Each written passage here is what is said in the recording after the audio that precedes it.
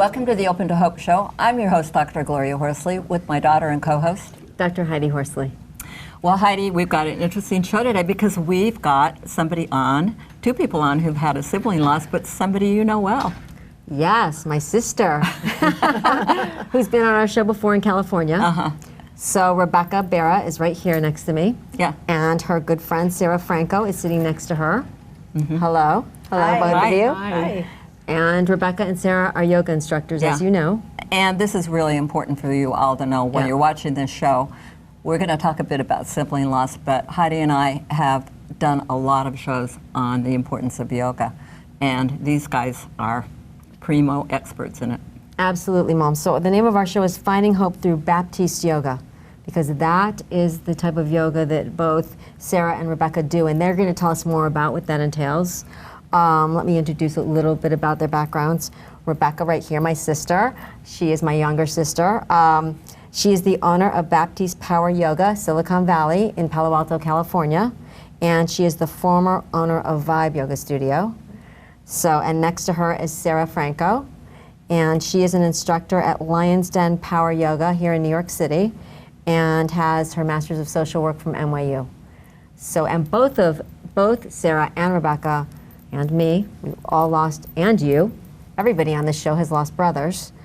So we will be talking a lot about sibling loss and how yoga helps heal, helps you find meaning, and helps you find purpose again. Mm-hmm. Yeah, let's start out a little bit with the stories, Heidi. Okay. We've heard you talk about Scott's death in 1983 in an automobile accident, but we haven't heard Rebecca talk about it and how it changed her life. Well, when my brother Scott died, he was killed in a car accident with my cousin, I was in college. I was a carefree, happy college student and really focused on myself, as many college students are, very narcissistic. And in a blink of an eye, everything changed. I went from being self-centered and all about me to really we, like thinking about we. Like my parents being so worried about them and the intense loss that they had, losing their child, my only brother.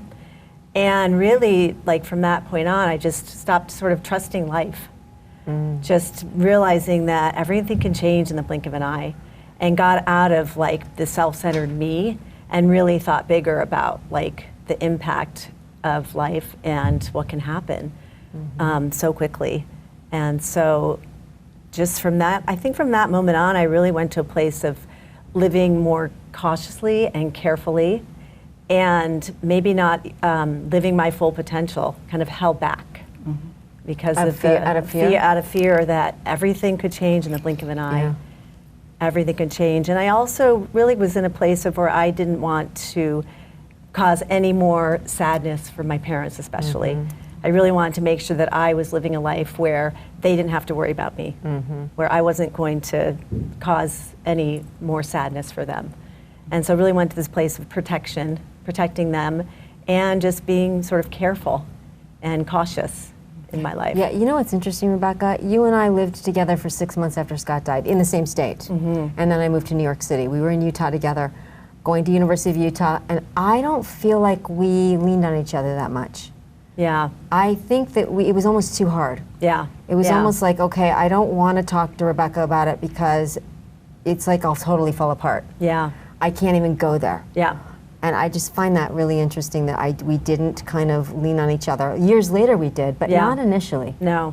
I think it was kind of protective. Like we're in college. Exactly. We have to figure out how to be college students even though we've had a loss that nobody understands. Yeah, and it was a lot of compartmentalizing because I was like, I'm in college, it's supposed to be fun, yet I've had this tremendous loss and not being able to trust life anymore and trust what could happen.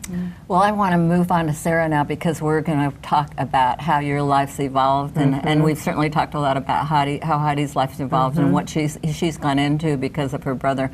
And let's have Sarah talk about her brother and her life, and then we want to move on to what you've done with it and how fabulous you are and how yoga comes in and what the tenets that you're learning are. Thank you. So I was 24 when Jackie took his life. He was also battling with was questionable whether it was bipolar or and depression, ADD, ADHD, which wasn't even a thing at the time. And we grew up in a very Jewish Orthodox community that had very like specific expectations of how to be in that world.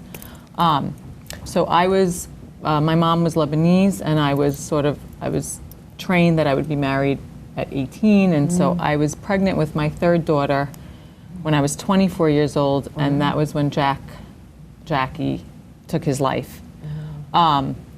And interesting, like with Rebecca, I had like sort of like the other side of the spectrum where I was living my life for everyone else because I was living for the family, for the cultural norms, expectations, and I was just following along that path.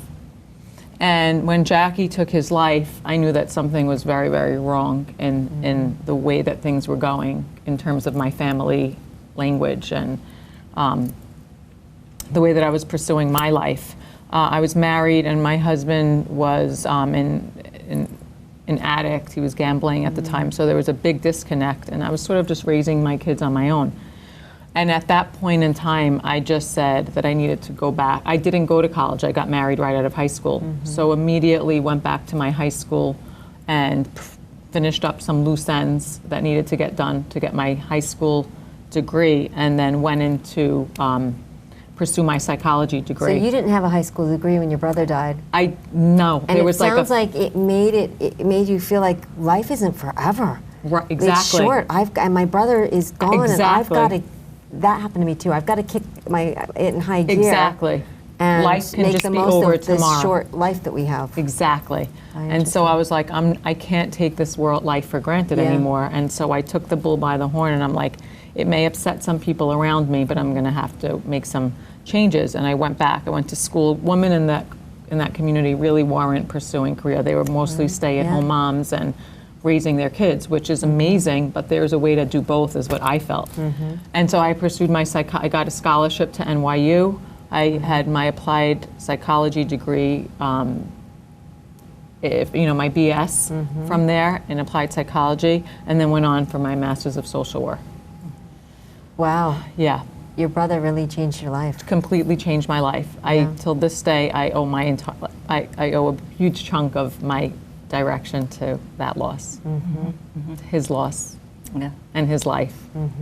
Now, Rebecca, you went into the banking field differently, moved to Boston. I did. I moved to Boston, and I worked in finance and was on a trading floor. And did you feel like, okay, so you know when a sibling dies, we try to fill the void.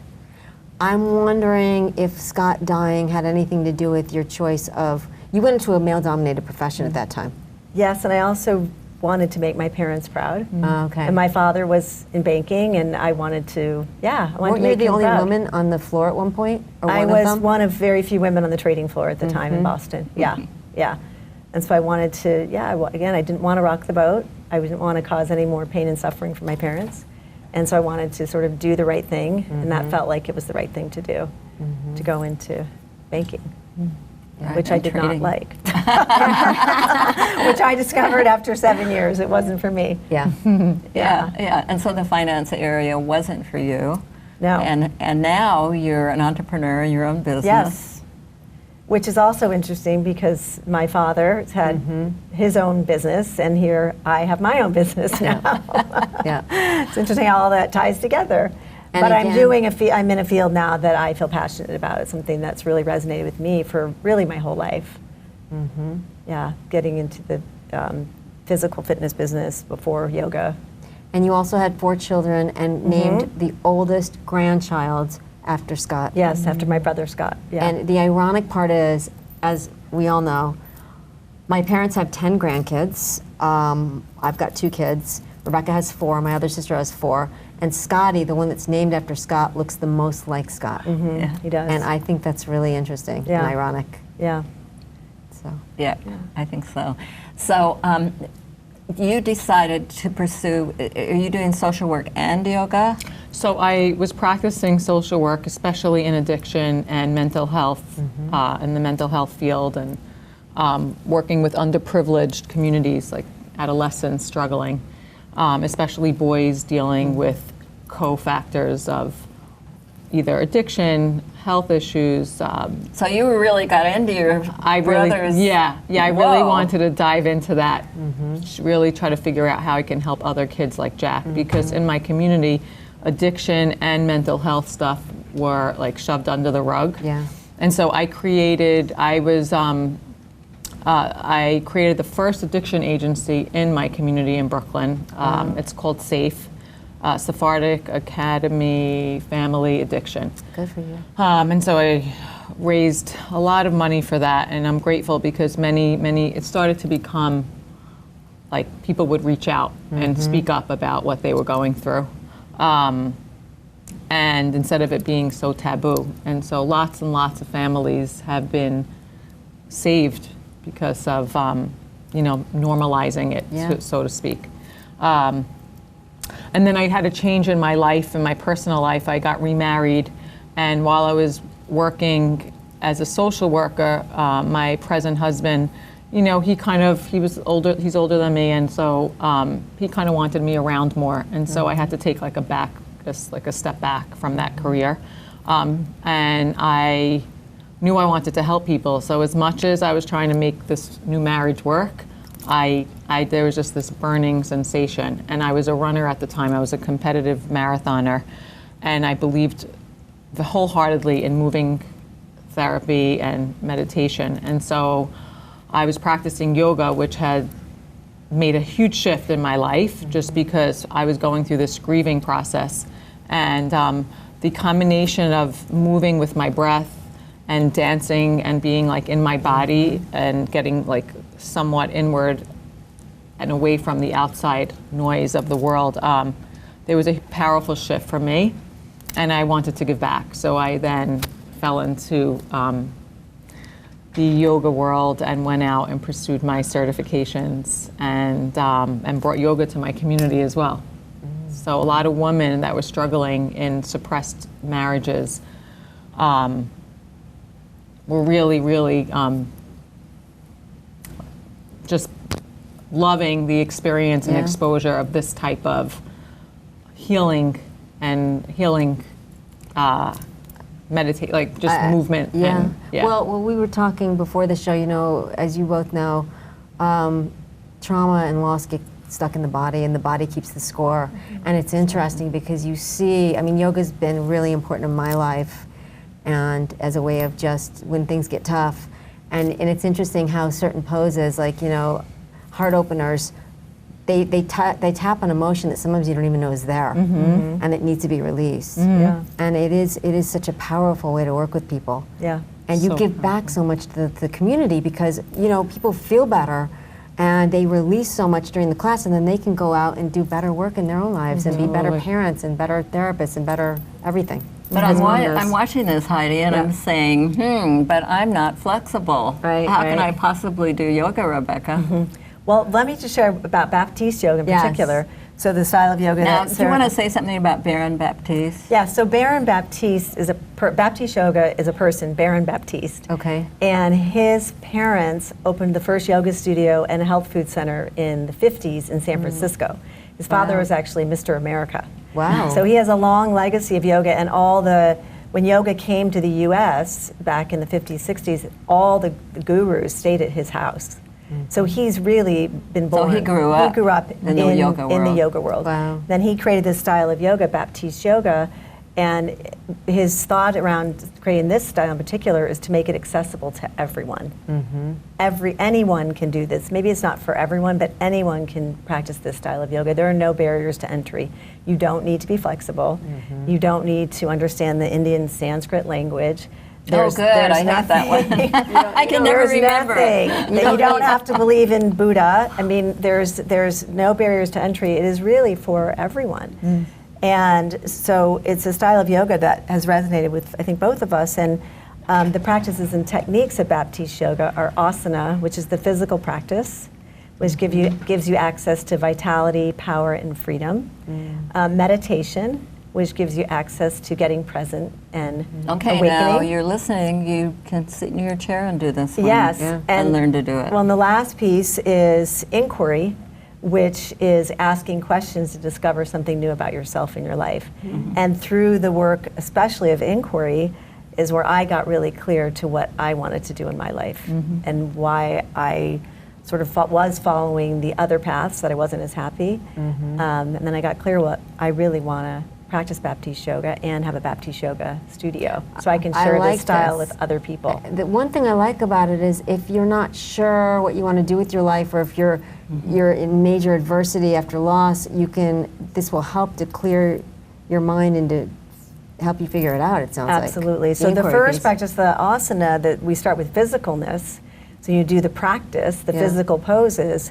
After the physical poses, you meditate, it gets you quiet, and then you're opened up and ready to do the inquiry work to discover, like, wow, now you what's actually going do on? training programs. Yes, Sarah and I both attend Baptiste training programs. Okay, yes. both of you do Baptiste Yes. training programs. Yeah. What would a day look like if I went? Can I answer that? It's quite an incredible day. You wake up and you meditate, and then after some time in meditation and getting your body present and getting integrated in your body and some breathing, we might do some practice work, some clinical work of like how the poses would look ideally, and learning about alignment, having some questions and answers. And then we get into a formal asana practice. So you might be on the mat for an hour or so, give or Asana take, meaning poses? the actual poses. Standing up straight, Yeah, bending over. being in a down dog. And just to speak to what you asked before about being flexible, when I actually first started practicing yoga, I walked into the room kicking and screaming. I was very athletic and very, very tight, and didn't come from that background at all. I just did it because I thought it would do good for my body, just to stretch a little bit. Especially being a runner. Yeah, I was a runner, and I was playing a lot of tennis and lifting weights, and so I was really not flexible. But the body really... Let me say that. I mean, I think it's important for people to hear this. I know people who, I know one yoga teacher who trains the football players, the 79ers, because he told me they couldn't raise their arms over their head because they've been lifting free weights. Yeah, So, that's a good point. And you'd be surprised, like, what do we say? The repetition creates mastery. Like, the more you get on your mat and you just allow and just be with exactly where you are and meet yourself where you are emotionally, physically, the body is so incredibly responsive. It's such a miracle. It will just start to crack open and crack open and crack open and really respond. Let me say something while it's on my mind. We had Bessel van der Kolk on our show. It's a wonderful show if anyone wants to learn about yoga. 3 shows with Bessel on things that you can do. One of them was yoga. What I wanted to say about it is he's actually done a study that shows that yoga is as effective as antidepressants. Yeah. I mean, think about that. How many people in the United States are taking antidepressants that could be trying yoga? Right. And moving the trauma and moving the grief through their body. Right. It's just moving the energy out. Yes. And like It does creating take a little bit of a commitment, I'll say, and but look around, you'll find something in your neighborhood. There's a lot of yoga around nowadays. I always say look at it as going to the doctor. Pretend it's like as important as a doctor's appointment, because it is. I'm always telling my clients that in my private practice. It's like encouraging them to get some kind of body movement and connect in correlation with talk therapy. They need something else as well. So, and I know that the Baptiste is now working with veterans. Men are starting to be more involved in, I mean, it feels like yoga is, I know it started out with a lot of men and now it seems like it's dominated often by women, but you guys are bringing in a lot of men also, right? Yeah, so there's the Baptiste Institute, and then there's the Baptiste Foundation's the nonprofit wing. And they have a training program called Unbreakable. And that's working with active military or vets, people who have been involved with the military, been in the Army or whatever. Yeah. And the Unstoppable. And then there's the Unstoppable program. So they want to bring the yoga into the school systems, possibly into into the jail systems and people in underprivileged communities. So yeah, it's really amazing how yoga can really heal you on so many levels. Now, Rebecca, I know you use a book. I've seen it at your house for when you do your workshops. Baron has several books. One is called 40 Days to a Personal Revolution. One is called Journey into Power, Being of Power. So yeah, just look for books by Baron Baptiste. They're all very powerful. And Rebecca, you said earlier that you lived your life cautiously and you were fearful, but you're not that person anymore. No, so from the work of inquiry, again, it's asana, meditation, and inquiry in Baptiste Yoga. And from the work of inquiry, I sort of got underneath like why I was being cautious and what happened in my life to sort of stop me and have me sort of pull back a little bit. And when I got underneath all that, I realized I don't want to live my life that way anymore. I want to realize my fullest potential. And again, because life is short, you can lose someone in a blink of an eye. You know, I want to say something right now about you three, and that is this. I don't want to say losing your brother was a gift or whatever, but the gifts that you give from it are tremendous. Yeah, there's a lot of growth that comes from having a loss and surviving and eventually thriving. But being able to help other people at this level, I mean, how many people can actually hear at this level? I mean, do you realize that other people can't hear in society? They suddenly change the topic when you get to the hard stuff. Yeah. Yeah. And how many people can really hear? Hear about your own situation, you mean? You can hear, I can tell you my situation, you'll be there for me. Yeah, yeah. Yep. You know, you'll still be with me, hanging in, and you won't be giving a lot of advice. And you Well, won't be I think you're saying, making a try good this, point. try that. I think you're making a good point because my guess is that if Sarah and Rebecca have people in their room, which I know they do, that are coming because they've had losses, that doesn't scare them. Right. And if they see people that are breaking down doing this during practice, they look at that as therapeutic and healing and that they're opening and it doesn't frighten them. And they might even go towards that person and I don't know, do you do anything like help that person? I mean, I don't know what happens. Does that happen in your practice ever? Yeah. All the Yeah. time. It's something like what we call be with. Okay.